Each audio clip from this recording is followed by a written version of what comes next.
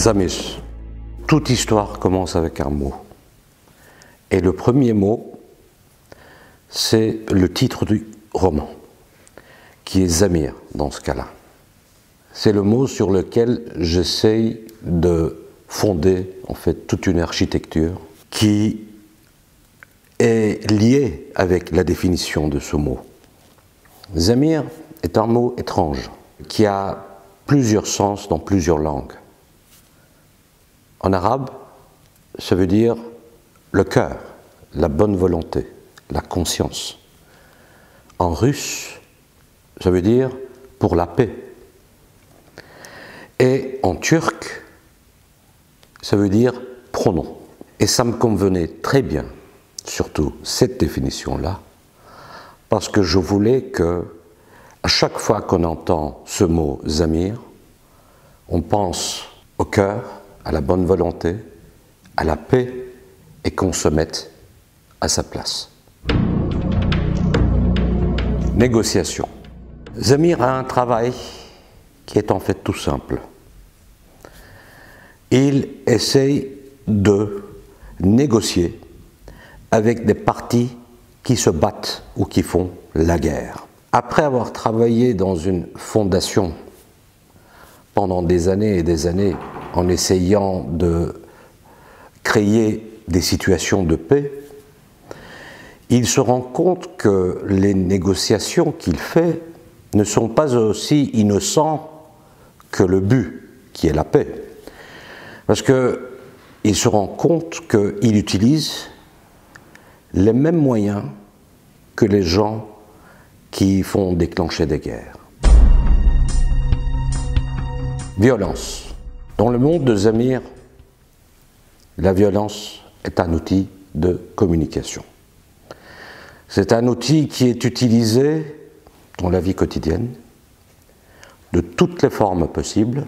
Et Zamir se rend compte que devant la violence, il nous est possible de prendre 4 positions. Soit on donne la violence, soit on subit la violence, soit on fait partie de la grande majorité de la population mondiale et on regarde silencieusement la violence, ou bien on essaie d'arrêter la violence qu'on témoigne. C'est ce que Zamir essaie de faire.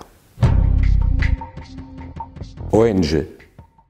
Zamir, ayant été blessé à cause d'une explosion, à cause d'une bombe dans un camp de réfugiés, il est éduqué, il est élevé par une fondation qui aide les enfants dans des régions de guerre.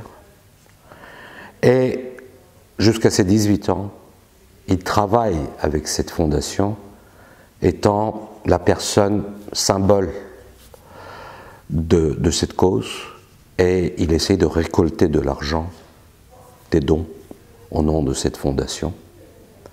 Donc, les ONG, c'est sa famille.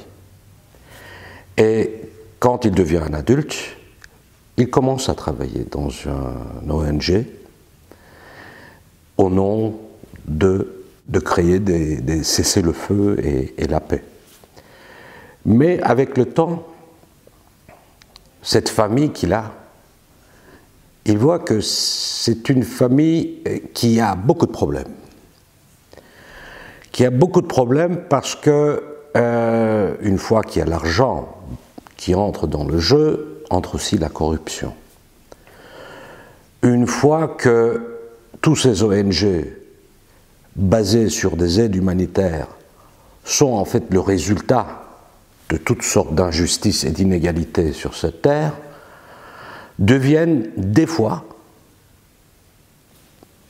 les causes aussi de ces inégalités dans le monde de Zamir. Dystopie. Zamir est un roman dystopique. Et grâce à cela, j'ai eu l'opportunité de réfléchir sur la notion de dystopie. J'ai constaté avec l'évolution de Zamir que toutes les dystopies qui sont datées au futur, en fait, nous racontent des histoires qui soit viennent du passé de ce monde, soit des histoires qui sont en train de passer aujourd'hui. Zamir aussi découvre que toutes ces dystopies qu'on essaye de raconter, en fait, sont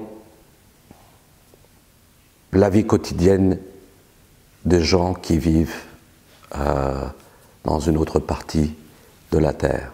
Il arrive à un moment où Zamir comprend que la seule notion sur laquelle on peut réfléchir à propos du futur, ce n'est pas les dystopies, c'est l'utopie.